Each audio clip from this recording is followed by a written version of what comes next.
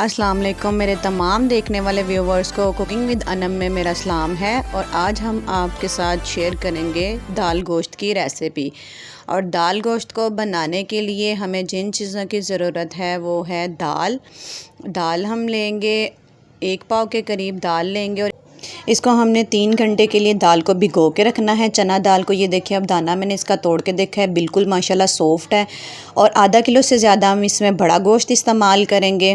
और 1.5 से 2 प्याज कटिंग कर लेंगे। और लहसुन अदरक का पेस्ट लेंगे 2 चम्मच लेंगे। और 2 बड़े साइज़ के टमाटर काट लेंगे। 5 से 6 सब्ज़ मिर्चें हम इसमें ऐड करेंगे। हरा धनिया ऐड करेंगे। और हस्बे ज़रूरत हम ऑयल यूज़ करेंगे। मसालों में नमक है हस्बे ज़रूरत, और सुरख मिर्च हाफ़ टी स्पून है, हाफ़ टी स्पून हल्दी है, 1 टीस्पून इसमें ज़ीरा है। और साबुत मसालों में हमारे पास 1 बादियान का फूल है, 1 बड़ी इलायची है, 2 सब्ज़ इलायची हैं। और पिसे हुए मसालों में साबुत धनिया है और ज़ीरा पाउडर है और काली मिर्च का पाउडर है, ये हाफ़ टी स्पून लेंगे। चलिए अब इसको बनाना स्टार्ट करते हैं। और इसको हम प्रेशर कुकर में सारी चीज़ों को, सारे मसालों को डाल देंगे। और मैंने सबसे पहले गोश्त इसमें डाल दिया है। उसके बाद हम अपने चॉप किए हुए प्याज जो है वो भी डाल देंगे सारे।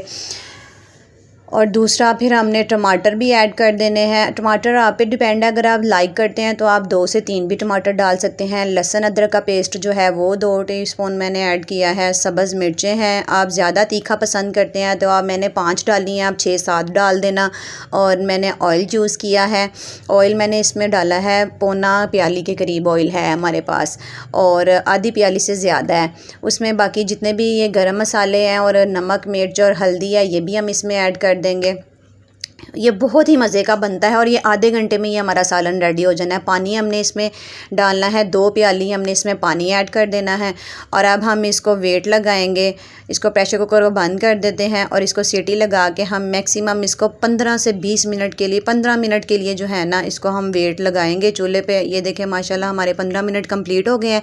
अब हम देखते हैं, और ये देखिए अब हम इसको चेक करते हैं। हमारा ऑलमोस्ट तकरीबन जो है वो हमारा गोश्त गल चुका होगा। इसमें थोड़ा सा पानी है, ठीक है। और अब हम इसको देखेंगे, चेक करेंगे हमारी बोटी जो है वो सॉफ़्ट हुई है कि नहीं हुई है।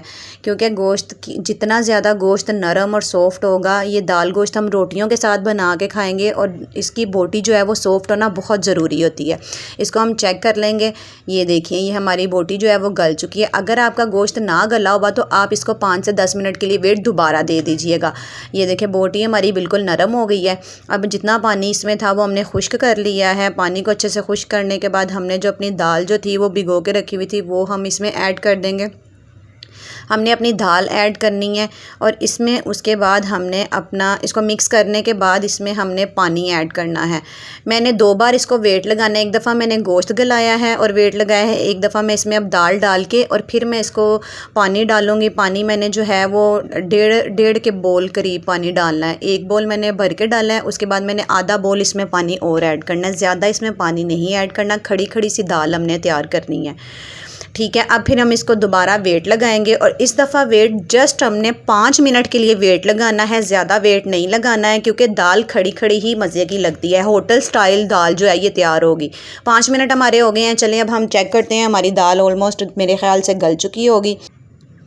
दाल इसमें सॉफ्ट होगी। हम अपने गरम मसाले जो हैं वो भी इसमें ऐड करके इसको मिक्स कर लेंगे अच्छे से। और हमने हल्की आंच कर देनी है ताकि ऑयल जो है वो इसके ऊपर आ जाए। और अब हम हल्की आंच करने के बाद इसके ऊपर धनिया डाल देंगे। और 5 से 10 मिनट के लिए हम इसको हल्की आंच पर रखेंगे ताकि जितना भी ऑयल है वो इस सालन के ऊपर आ जाए।